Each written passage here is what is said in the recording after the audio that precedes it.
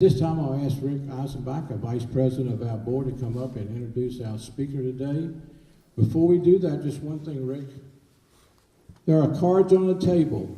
We want you to write questions on it, but I want everyone to take a card and write up the top, agree. In the middle, put disagree. And over on the right, you have no opinion. And as the speaker speaks and asks you those things, you put a mark down, and we're going to collect those at the end. And we will collect the questions for the speaker. Rick?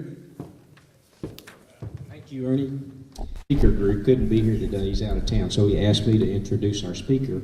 Sorry, man. And I think you'll enjoy it. What's all the fuss about a convention of the states? Although discussed and debated in activist circles for many years, the Convention of the States discussion took on new life. Is everybody familiar with the call for the Convention of the States? It took on new life with the August 2013 release of Mark Levin's book, The Liberty Amendments. Has anybody read that? Good. Restoring the American Republic.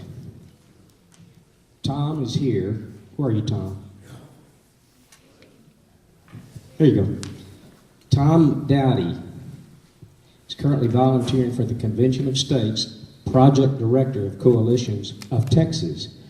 He's a retired telecommunications manager after 30 years with GTE. He currently contracts with a BDI Data Link. Did I say that right? Teaching fiber optics. He's a commercial pilot and flies sailplanes for a hobby. He volunteers with the Civil Air Patrol. He has a master's instructor's degree from the Fiber Optic Association and has a Bachelor of Science in Business Management. He's a resident of Tarrant County and has lived in Texas for 45 years. I believe you left Oklahoma and got here as quick as you could. He is also a member of the 1200 Yard Club. Now, if you don't know what that is, that's being able to hit a 12-inch by 12-inch target from 3/4 of a mile 5 times in a row.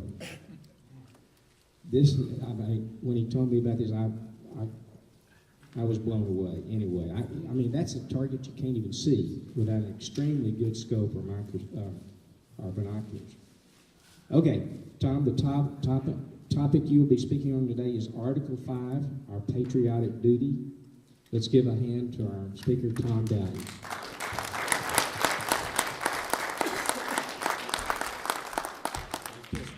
Is it working? Yeah, I got it on. Can you hear me all right? Everyone hear me out there? Okay. Thank you very much for that wonderful introduction. As was said earlier, I'm with the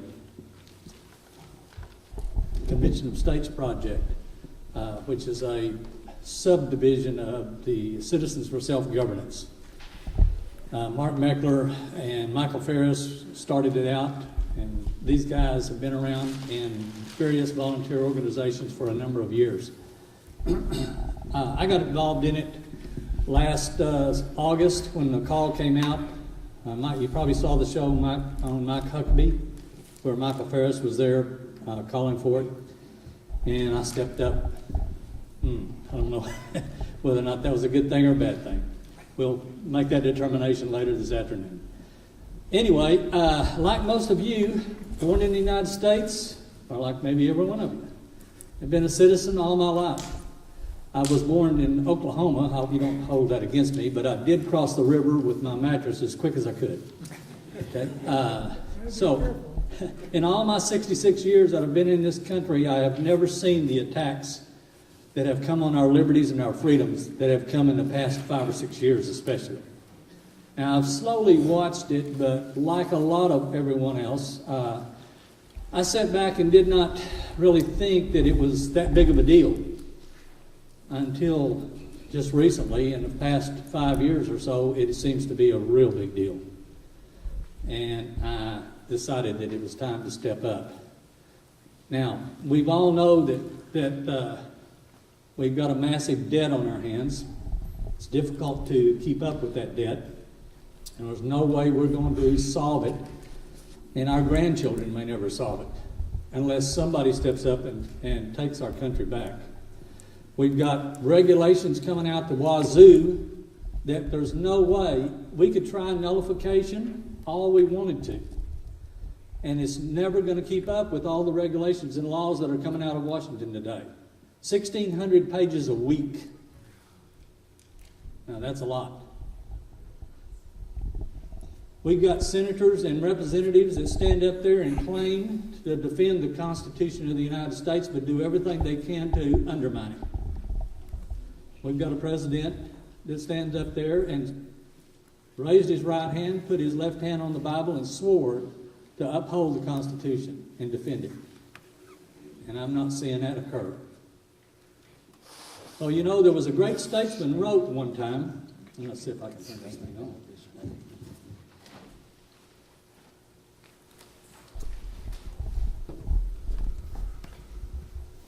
There it is. Yeah, thank you. Great statesman wrote one time in an article or in a paper that was sent over to a king. And he said, when a long train of abuses and usurpations pursuing invariably the same object evinces a design to reduce them under absolute despotism, it is their right, it is their duty to throw off such government and to provide new safeguards for the future and security. Now, I'm not calling for a revolution. Leastwise, not a shooting revolution. I'm calling for a revolution of the people to stand up and fight back the only legal way we know how. And that's using the very Constitution that was developed by our founding fathers. We have the right and we have the capability to right this ship. And it's not too late. Now, it's getting close, but it's not too late. We must be willing to act, though, okay? We must be willing to use that part of the Constitution that gives us the lawful means to write in amendments to the Constitution to rein in the power of the federal government, provide term limits on to our senators and representatives, and also non-elected officials such as Supreme Court judges, and also have them balance the budget with a balanced budget amendment.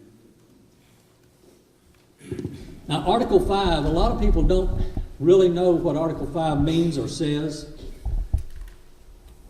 because it's never been used, really. I mean, it has been, but it hasn't been.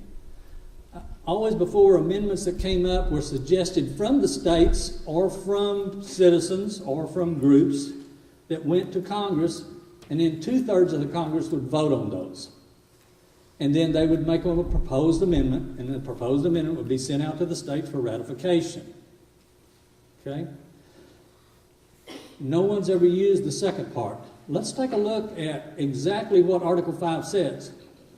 It says the Congress, whenever 2/3 of both houses shall deem it necessary, shall propose amendments to this Constitution, or in the application of the legislatures of 2/3 of the several states, shall call a convention for proposing amendments, which in either case shall be valid to all intents and purposes as part of the Constitution when ratified by the legislatures of 3/4 of the several states or by conventions of 3/4 thereof, as the one or the other mode of ratification may be proposed by the Congress.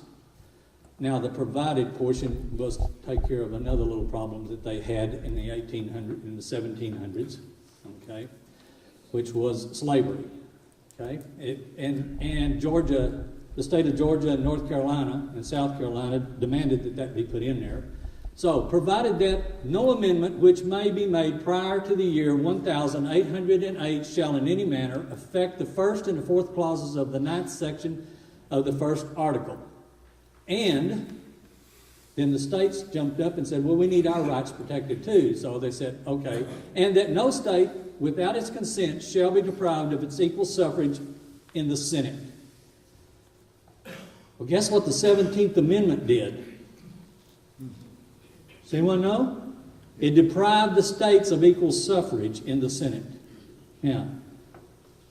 Okay.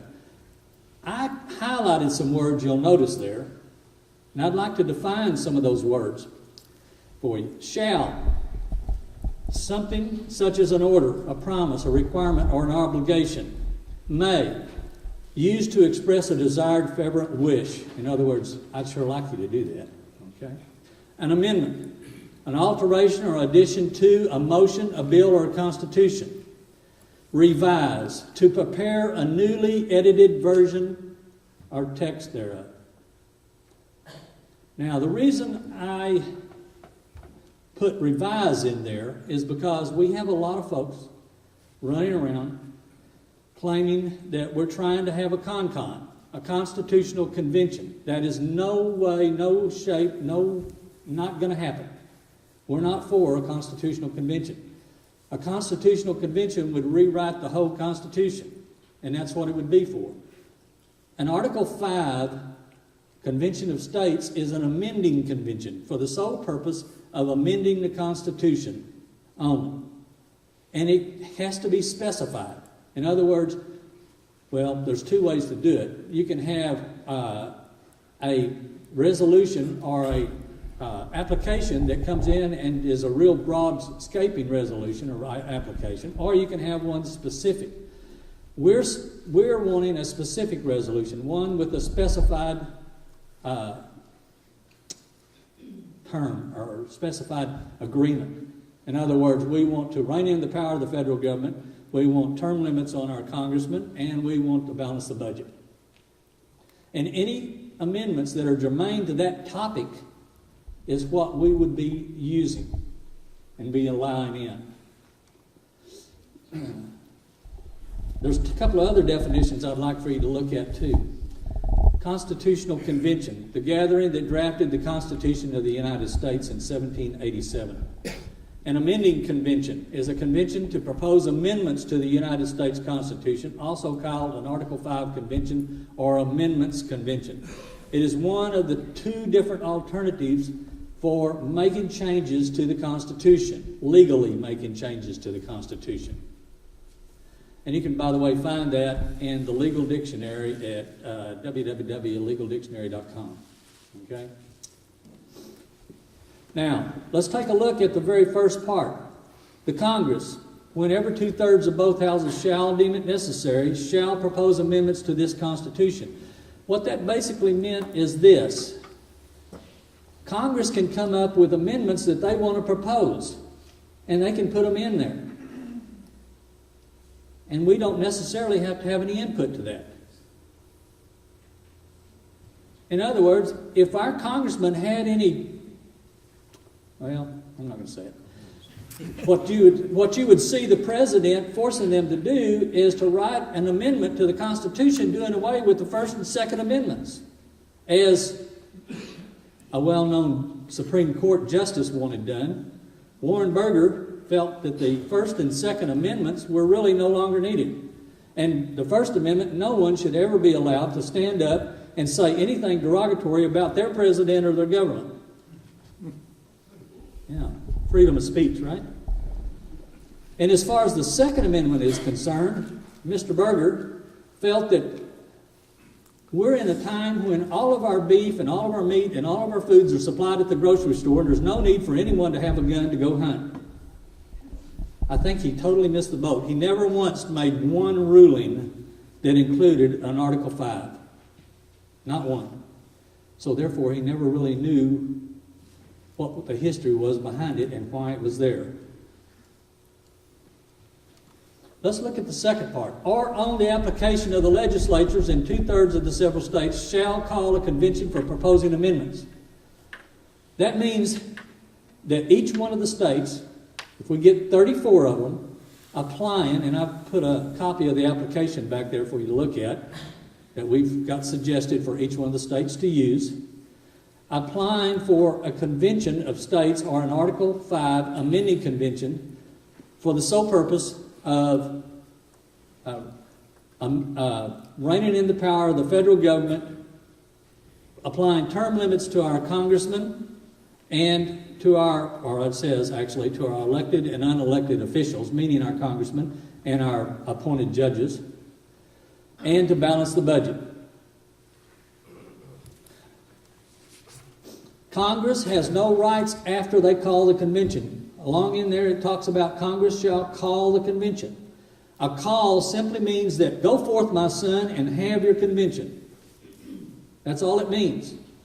Congress has no other rights past that other than saying, yep, you can have it, and you can meet in whichever town at such and such date.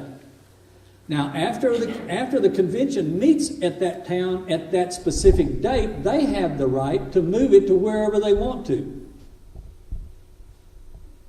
And Congress can't say a word about it. Congress can't say who sends what delegates, or how many delegates, or what the subject of the amendments are going to be. They have no rights to that. History has shown that. Every one of the documentation you go through, if you stand up or order the Federalist Papers, you're going to see that written in there throughout. From James Madison and Alexander Hamilton and John Jay. Throughout the whole document, they talk about that. And it specifically states that Congress has no rights. That the states have all the rights.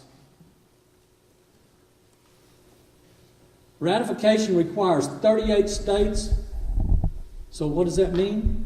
If an irritant amendment was to pass and get out there to the states for ratification, it's got to have 38 states agreeing to that amendment. For instance, if one of our wonderful far left-leaning buddies over here somehow got the amending convention to propose an amendment to do away with the Second Amendment, it would take 38 states passing it, which means all it takes to stop it is 13 states. Now, do you think we got 13 pretty conservative states around? I think we do. We can stop that pretty quickly. Yeah.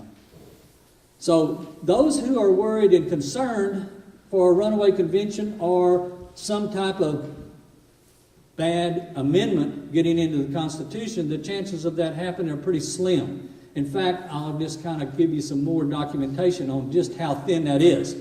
You probably don't know it, but there has been 11,536 possibly proposed amendments to the Constitution that have been brought to Congress or thought up by Congress and put into committee.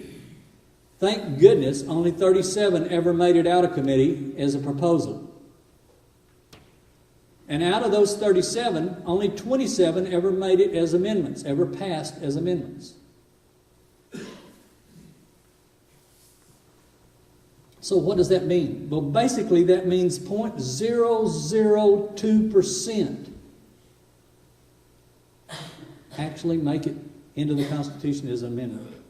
That's pretty slim. Now, that 11,536 are the proposals that have happened since the 1787 Philadelphia Convention.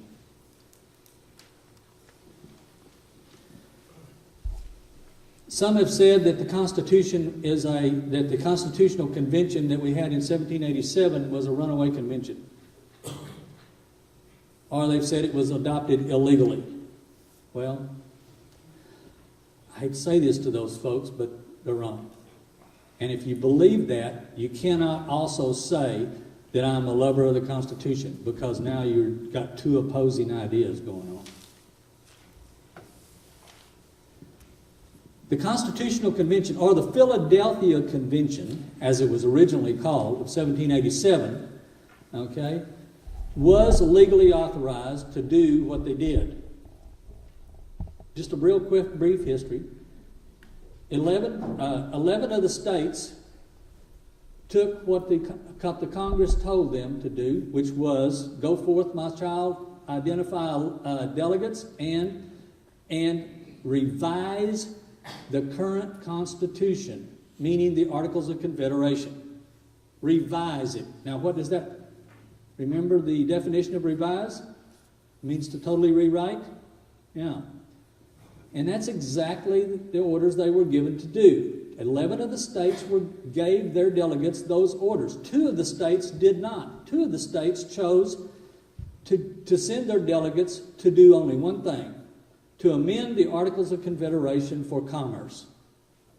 And 2 weeks into the process, those delegates from those two states, and it was New York and Delaware, okay, or excuse me, New York and Rhode Island, those delegates stood up and said, whoa, wait a minute, you guys are going way further than we were allowed to go. Because these folks that attended these conventions, they had high morals.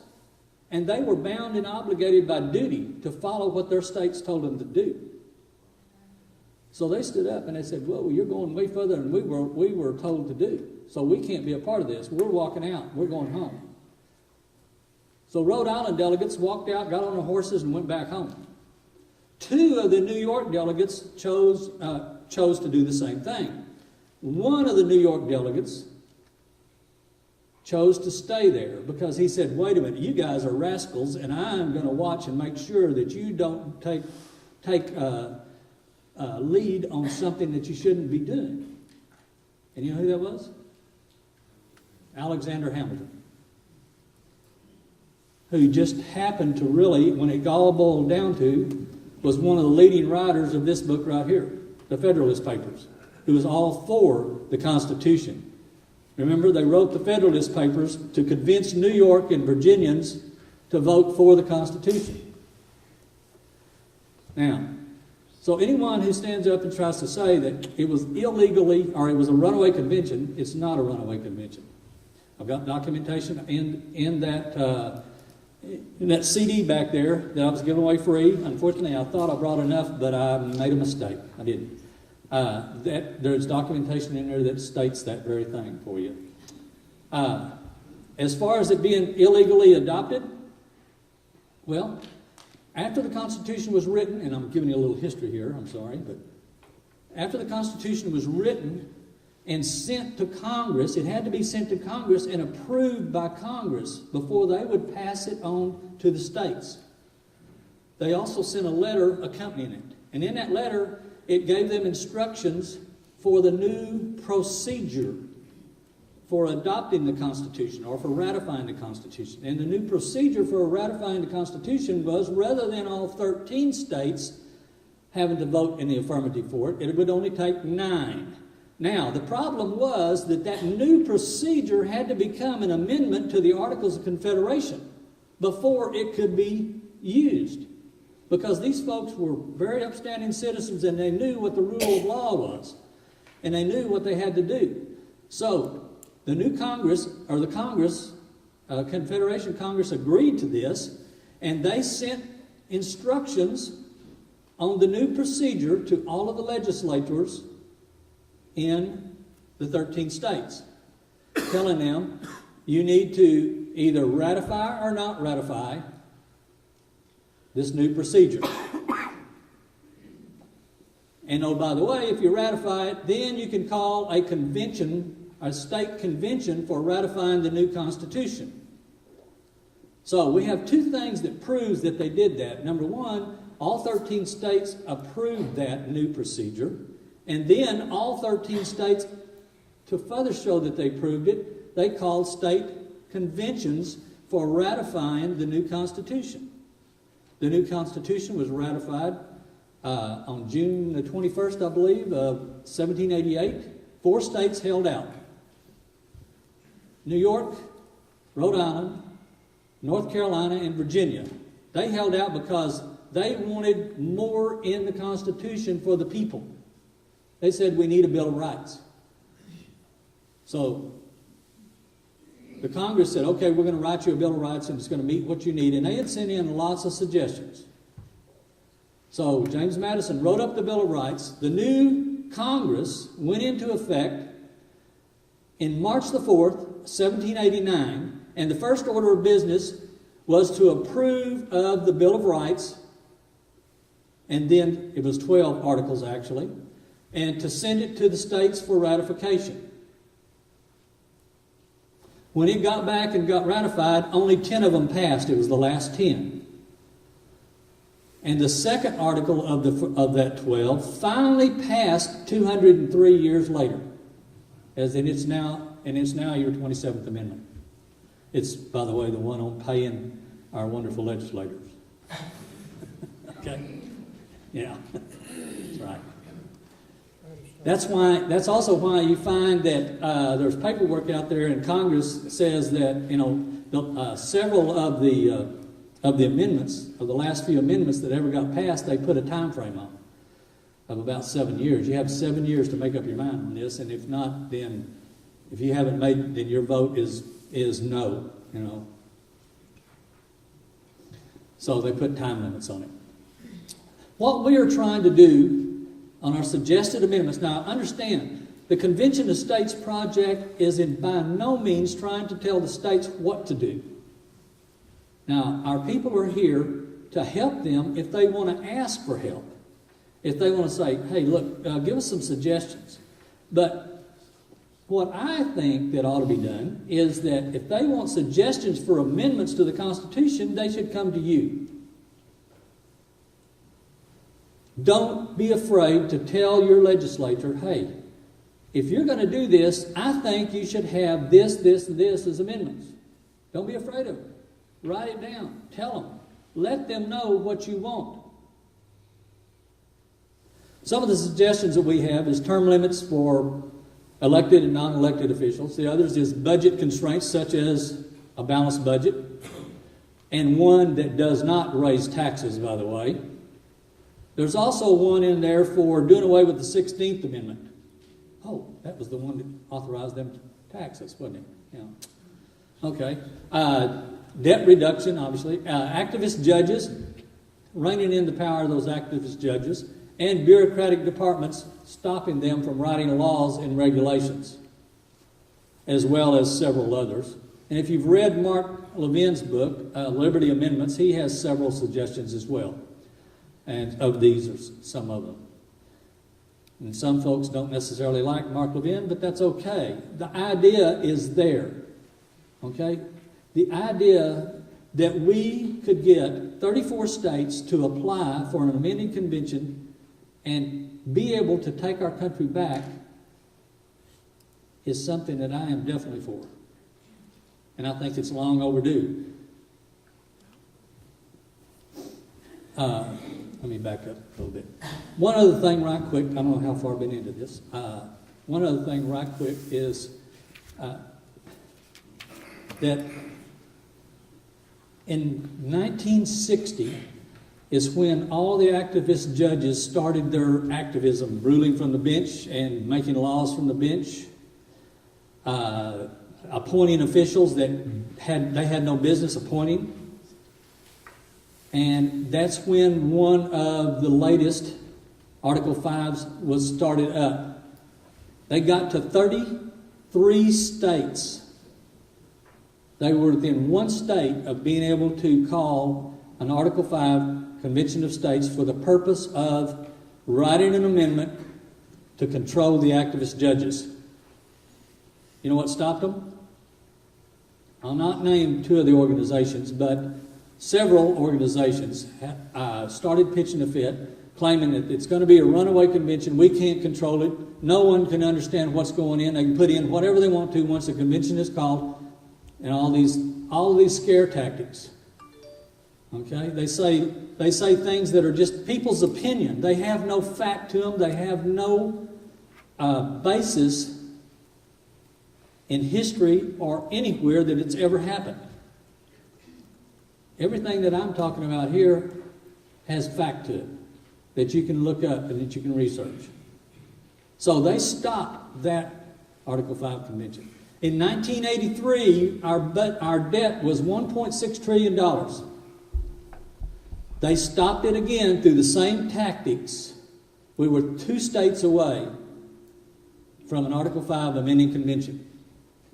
So I kind of blame our $17 trillion rising debt on those folks as well. They're just as much responsible as the congressmen and senators that have written those checks and spent that money. Some people may not like me to hear that, but anyway. Okay, there's one thing, last little thing I want to talk about, and that's the preamble to the Constitution. How many of you know that the preamble has a lot of meaning in it? A lot of meaning. Yeah. Whenever they talk about we the people. Okay? Well, let me get to it. Okay, I'm sorry. Let me state a couple of other things. We've got approximately 30 states right now that are in some involvement and process with doing a convention of states. The ones that are the furthest along right now are Alabama, Arizona, Georgia, which actually passed theirs, Louisiana, Missouri, New Mexico, Oklahoma, South Carolina, and West Virginia. Alaska, Florida, and Georgia have actually passed both houses and are in the process of writing their application right now. Montana is starting to work on theirs to get it through their both houses. Both the Dakotas. There are some states, however, we're having a little problem with, but you can imagine who that might be. But anyway, we'll get there. The main thing that we're looking for, too, though, is volunteers. We want people to be district captains and volunteers to write your congressman, to write your state congressman, your state representative, and your state senator, not the congressman. If they got wind of what we were doing, they'd be trying to squash it because they don't want their term limits held down. So, what we are looking for out of you as citizens is go to our website, www.conventionofstates.com, sign up, become district captains, become volunteers. It's on that literature that I've given you, that I've passed, I have back there. Also, understand that it's really not difficult. It's probably nothing more than what you've already been doing. As a district captain, your job would be to get maybe 100 volunteers to stand behind you. And then as your volunteers and as you write your state representative and your state senator. And you ask them to support an Article 5 amending convention or an application for amending convention. And that's basically all there is to it. Occasionally, or whenever they start bringing it up for a vote next year, in Texas it won't come up till next year, but when they start bringing it up for a vote next year, you may want to travel to Austin to show your support for those representatives that are backing it. I know that's what I'm going to be doing.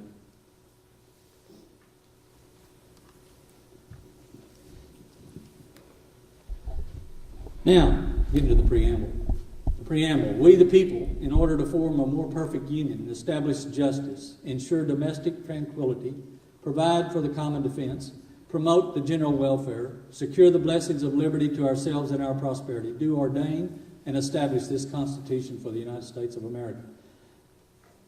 A very powerful statement to begin with. Very powerful. Because we the people means that every one of the citizens in the United States, when the Constitution came up for ratification, actually had some say-so as to whether it got ratified or not. Yes, there were state conventions, and yes, there were delegates to the state conventions, but the people got to vote on what delegates went to the state conventions and to tell them what they wanted done. So the people of the United States at that time had a very strong voice in it. And we can still have a very strong voice in it. It's just up to you. In order to perform a more perfect union, well, the war was still on their mind, and they knew that they were having problems between the states as well. Shays' Rebellion had broken out. States were trying to enact tariffs for goods crossing state lines, and they just weren't being nice to each other. So they knew that they needed something that would bring the union of the 13 states together, one that was more in harmony. And that's what that Constitution is about. To establish justice. Well, if one of the big things there ever was, they did not have justice with the King of England. And they wanted to make sure that they got justice with this new Constitution. They wanted liberties and freedoms. Ensure domestic tranquility. Here again, they wanted to make sure that the states were held together and would not be fighting against each other. Provide for the common defense. Well, that's pretty obvious. They wanted a standing army for the nation, one that could stand up and defend all of the states, so that no state would have to stand alone, because no state by itself could stand up against any other nation. But after all, these 13 states did take on the largest standing army in the world and defeated them. Promote general welfare. Well, that does not mean that everybody gets a new house or gets a new car or a new camera phone. Doesn't mean welfare. What it means is we're going to provide you with the opportunity to be able to take care of yourself. Secure the blessings of liberty to ourselves and our posterity. Well, they knew that also they had fought hard in the last Revolutionary War. And they had won hard the liberties and the freedoms that they got, and they did not want to lose them. And with this document, they felt it was going to help maintain those liberties. Do ordain and establish the Constitution of the United States. Well, basically what they're saying right there is, hey, we the people are giving you, the government, our power to speak for us and to watch over and take care of things that are necessary. Not to give us welfare, but to do those things that are necessary to keep the union of this nation together. But that also means one other thing. We also have the power to take it back away from you. And basically that's what this Article 5 is all about. Colonel Mason, because originally the last part of Article 5, or the second part of Article 5, was not there.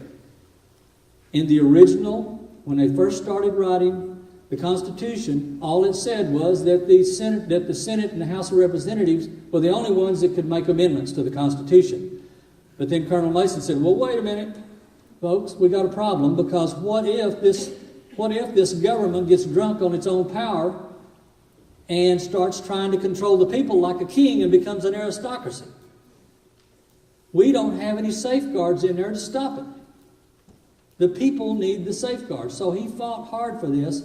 James Madison and Alexander Hamilton and John Jay and others saw the wisdom of this, and they said, you bet, you're right, so we're going to put it in there.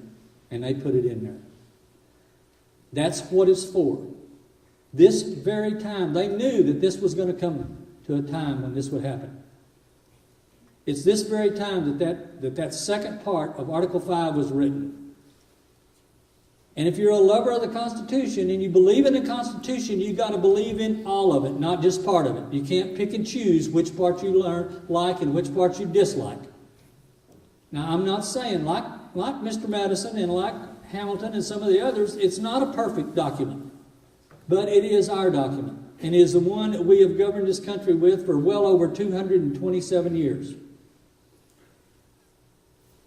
It's given us a lot of freedom and a lot of liberties. One so that there's no other nation in the world can claim that. Why do you think that millions of people have come from all over the world to come to this nation to live and work for the freedoms that it gives us? And if we don't stand up and follow this document and follow our forefathers into history, we're going to lose it. And we will lose it in a very short period of time, because we're hanging on right now, Baron. Thank you very much.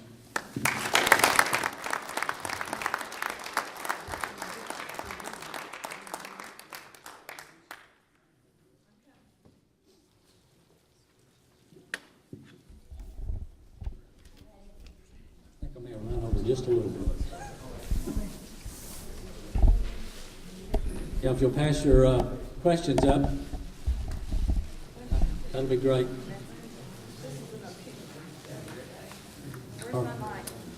There you go.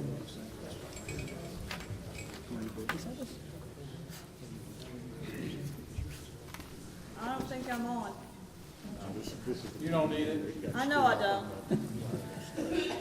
Does Congress have to approve holding an amendment convention?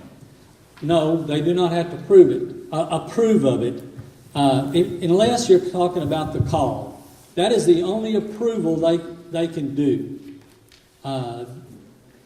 They don't get any say-so after that, other than that. They get to say, go. It's basically this: go forth, my son, and have your convention. A call. If you look up the definition of call, and these folks were real diligent about following what the definitions and what the meaning of words is. In other words, they didn't get bogged down in what is the meaning of is. Okay?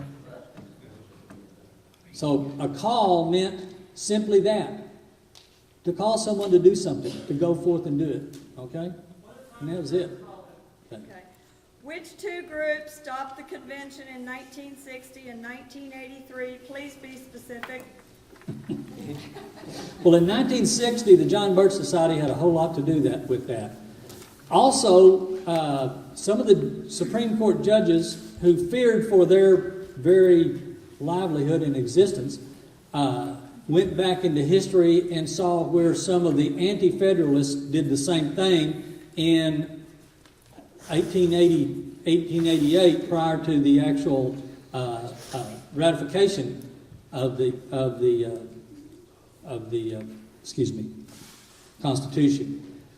And they used some of the same fear tactics. Now, it wasn't the Eagle Forum yet, because the Eagle Forum wasn't actually in existence at that particular time. They had some roots in there, but because it was in the mid-60s, just 1963 when this happened, and JBS was founded in 1958. Okay. You state that only 2% of proposed amendments have been ratified, yet that paltry number includes the 16th, 17th, and 18th Amendments, the last of which was the only one repealed. It is obvious that harmful amendments can get passed. Isn't it possible such bad amendments could again get ratified? There's one thing you have to understand. The sentiment of the time of the nation. In 1913, when the 17th Amendment came up for ratification, several of the states had open Senate positions and had them open for 7 or 8 years. The people did not think that, and neither did the states for that matter, think that they were doing justice by allowing these Senate positions to stay open. So, the states were actually part of the request in Congress to write amendment for the 17th Amendment to allow the senators to be voted on by the populace. They didn't realize that they were going to lose 1/3 of the checks and balances in the Constitution when they did that. Because after all, if you go back and think about it, the House of Representatives represents the people. The Senate was representing the states. There's two not necessarily opposing, but not necessarily always for each other's sides. Because back then, the states had all the power. And then the president and the administration, they represented the government. But by voting in the 17th Amendment like they did, which was, by the way, that's what people wanted at that time, okay, the overall sentiment, they caused that situation. However, that sentiment has changed tremendously now. If you asked 100% of the people around here, you're going to get 75% that says that was a bad idea and we need to change it. Now, the 16th Amendment was a taxing amendment. They have taken on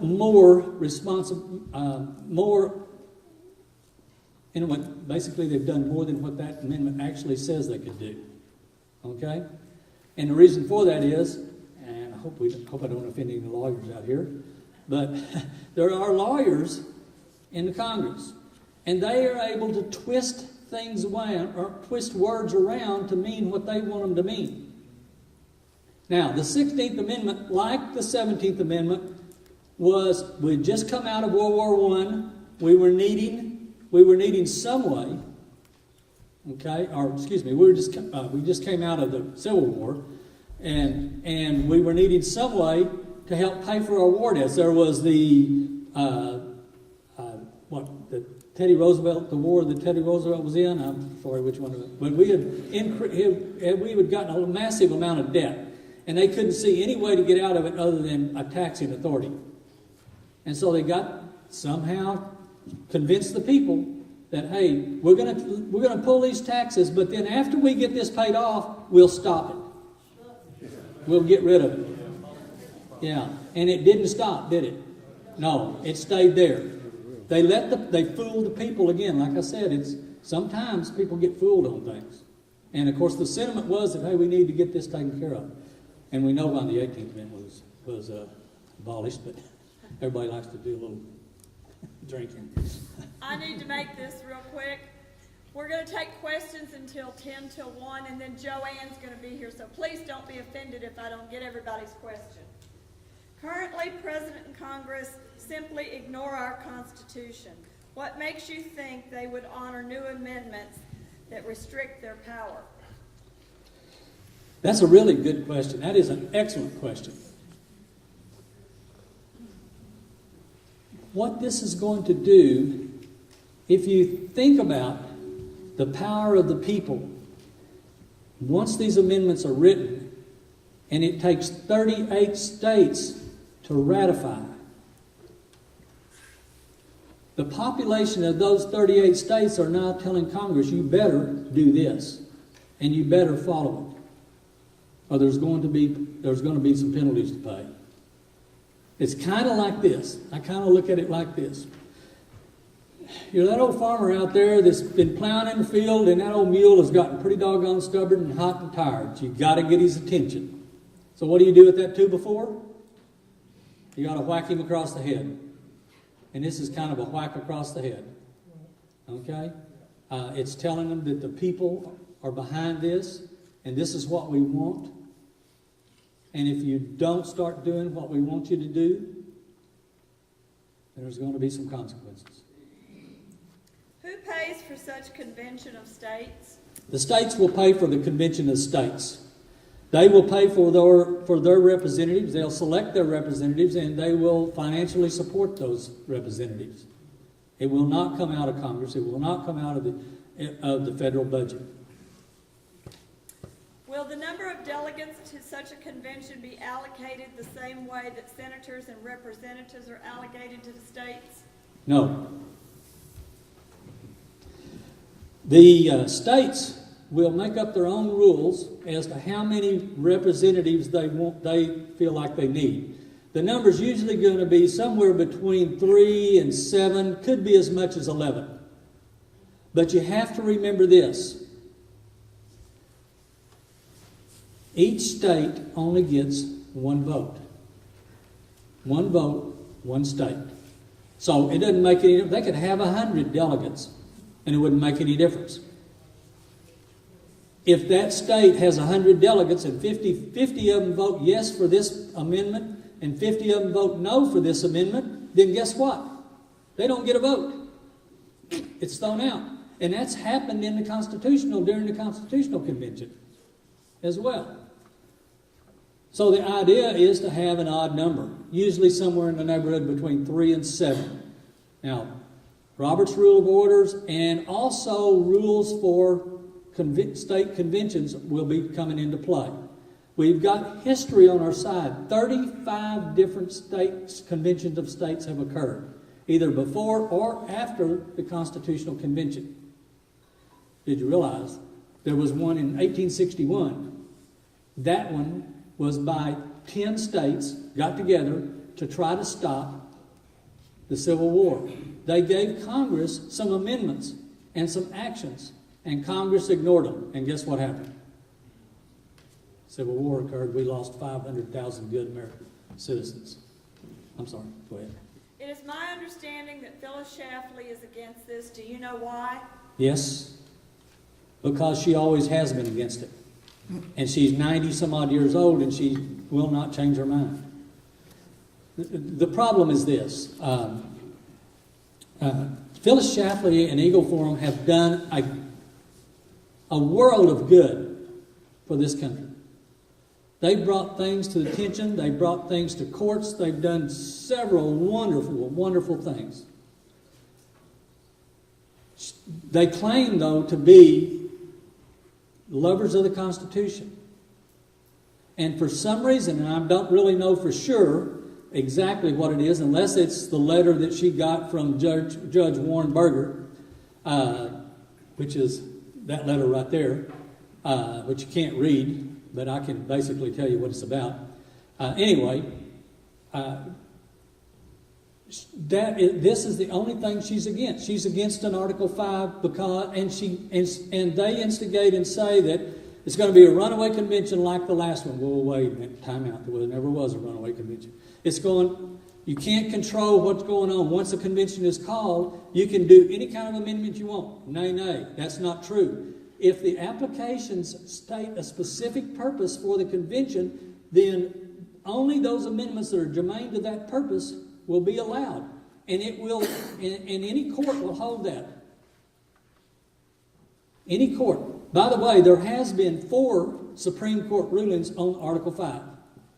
And every one of those Supreme Court rulings have said that Article 5 is plain in what it says. There's no mistaking in what the letter is that it means in Article 5. It says exactly what it means. I'm sorry, go ahead. How many amendments are they looking at? I really don't know that for sure. That's going to be up to the states. I know that there's a huge push by 2 different organizations for a balanced budget amendment. So that's more than likely going to be one. There's a huge push for term limits for both elected and non-elected officials. I would suspect that you could probably go through and pick a portion of those amendments that are in Mark Levin's book, Liberty Amendments. But just remember, the only amendments that can be proposed are those that are applicable to the application. What if Congress refuses to call the convention? Well, okay, sure, they could probably stand up there and refuse to call the convention, but they'll be drawn and quartered in the Supreme Court because it's plain. They have no choice. Once they have the 34 applications under the same subject matter, they have no choice. They have to call it. And it can go in court and it will win. So this will happen if we get what we need, if we get the 34 states. We should also restore federalism by respecting the 17th Amendment and restoring power to the states by calling for election of U.S. senators by the state legislatures and not by the popular vote. They should also be paid by the state and not the federal treasury. Is that a question? I think it's more of a statement. I do try to... I'm going to say that I sort of agree with that, in that I would revoke or repeal the 17th Amendment and put it back the way it was. Then, therefore, yes, the states would pay for their own senators. And they would be paid by the states. They would not be beholden to the federal government. Yeah. What power do the people have over Congress except to vote them out of office? That's a good question. It's a difficult one because, and the reason I say that, obviously, I was in August the 28th in Washington, D.C. when Glenn Beck had his big meeting there, and they refused to acknowledge over 1 million people being at that. I've got pictures. I can stand here and tell you. I stood up at the Washington Monument and looked down over all the people, and there was well over 1 million people. Plus, there was been another, and it's mainly only because the drive-by media has not acknowledged it. If the drive-by media and the media would have acknowledged it, Congress would have acknowledged it. and they'd have known it. They knew how many were there. You can bet, but they were shaking in their boots. They just didn't want to let anybody know that. You remember seeing that not commercial, but that news reel where Nancy Pelosi, when they passed the health bill, she was walking with those arm in arm with those representatives and carrying that huge gavel and smiling like a big possum? Yeah. She knew she better smile because there was a lot of folks that was not too happy with her at that time. Why pass more laws until the ones we have, specifically the 10th Amendment, are followed? I assume you're probably talking about the ability for nullification. That's a good idea. The only problem is I want someone who's with nullification to show me one single time where it's ever held up. One single time in a court case. It never has. That was my question. Yeah. We're just not following the 10th Amendment. If we do that, that'll handle most of this stuff. I agree. I agree 100% with you. If we were following the whole Constitution, we wouldn't be having this talk. So why are more laws going to, other than they feel our pressure? Well, they don't think that we are that concerned. They have seen over the past 80 years, actually the past 100 years, because it started back in the early 1900s, okay, when people became, it's like, okay, you're Congress, you do what you need to do, we trust you to take care of it. Well, we've trusted them for so long that they have overrun and not done what was right for the people. And now then we've got people that are standing up and saying, look, it's time to stop this nonsense. And basically it's our fault. It is our fault. I'm just as much to blame as anybody else because I sat here with apathy like the others. And you're absolutely right. We should follow the 10th Amendment. We should follow every single amendment and every single article in the Constitution. But they're only following what they think they want to follow. So basically what this is going to do is, like I said, it's going to be like a 2x4 in the head to that mule. We're going to get their attention. Okay? And if they don't follow it, then there's only one other course of action of which I don't want to talk about. I think they want a comment on this. Okay. The phrase, "we the people," in the preamble should read, "we the people of," and it's got, I can't read the first one, but New York, New Hampshire, something, Delaware, etc. But because only 9 states were required to establish the new government, Governor Morris, the chairman of the Committee of Style, changed it to read as it does now. This is used to take power away from the states. I think they want you to comment on it. Wow.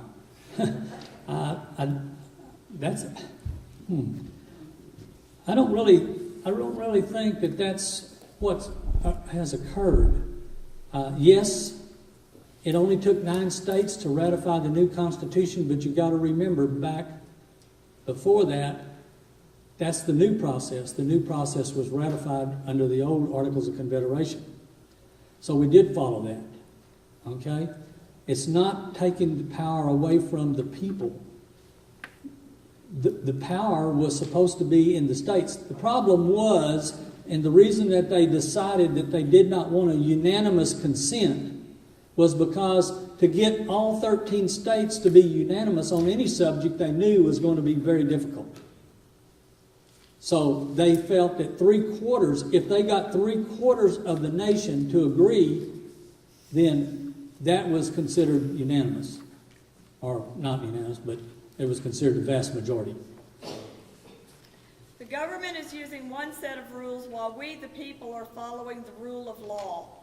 How can we ever win?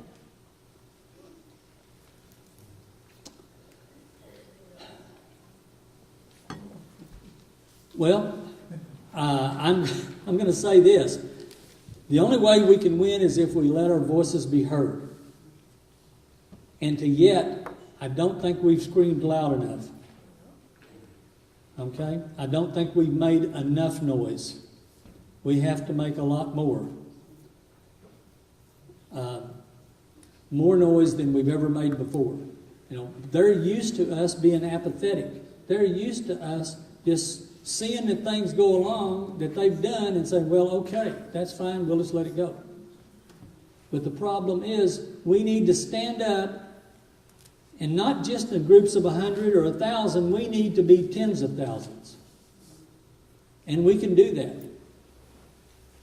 And that's what we're trying to do with the Convention of States. Is we're bringing together 34 states at minimum, 38 states, and you take into consideration of the ratification. Now, even the most least populated states, if you take 38 states, how many millions of people is that? Several million. Standing up with a loud voice saying, this is what we want, and we want you to follow it. Now, one of our ex-presidents has already stated to Mr. Obama, when he was trying to write a executive order basically amending the Second Amendment, one of our ex-presidents told him and warned him he better not do that.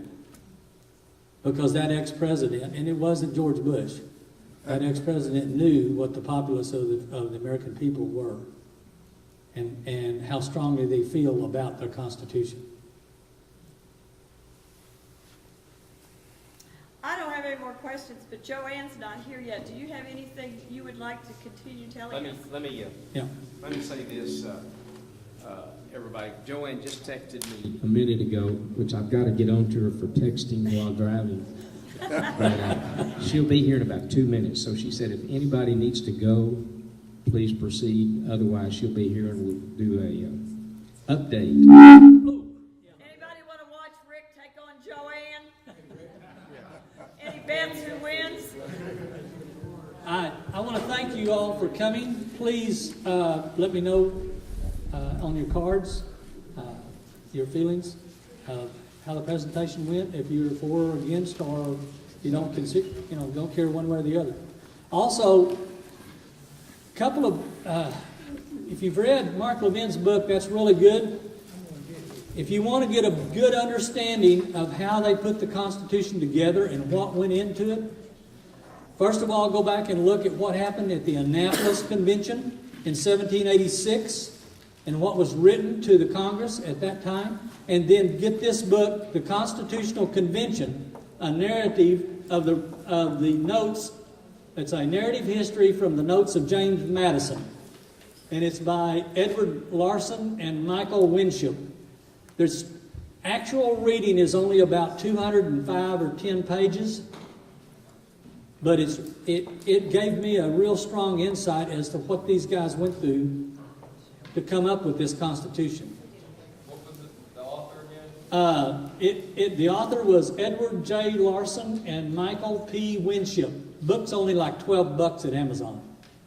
Obviously, it's not a real hot seller. Could you say the name again? Yeah, it's the Constitutional Convention, a narrative history from the notes of James Madison. Okay, and the author is Edward Larson and Michael Winship. I'll admit to you, I was not a great scholar. I'm not a scholar of the Constitution. Okay? I learned what I learned when I was in grade school and high school. But in the past few months, I have done more reading and more research than I ever thought I could possibly do. And I've looked at things a lot of different ways. And I know it's difficult for a lot of people to understand, but I truly believe in this organization, and I truly believe in what we're trying to do here. I think that it will make a difference. Thank you, Tom. Really appreciate it. Thank you.